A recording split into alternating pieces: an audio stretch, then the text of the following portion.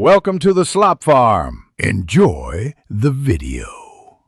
You start by isolating the connection cause. Plug directly into Ethernet and disable Wi-Fi adapters to remove wireless variability.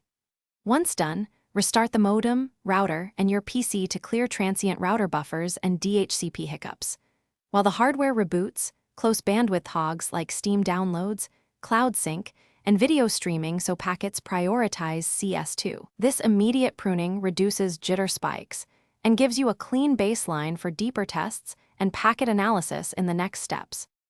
Now focus on shaping traffic and OS settings to stabilize latency. Enable Router Co-S and prioritize UDP traffic or Cs2 specific ports so game packets get ahead of other flows.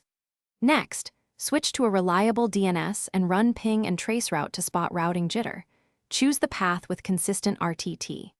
On Windows, update NIC drivers, disable large send offload, and energy saving on the adapter to prevent microbursts. These changes reduce queuing and packet reordering, which are common. Finish by validating results and preparing a fallback plan.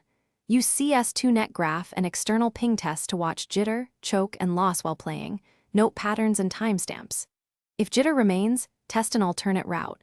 Try a reputable gaming VPN or a different ISP to see if routing changes help.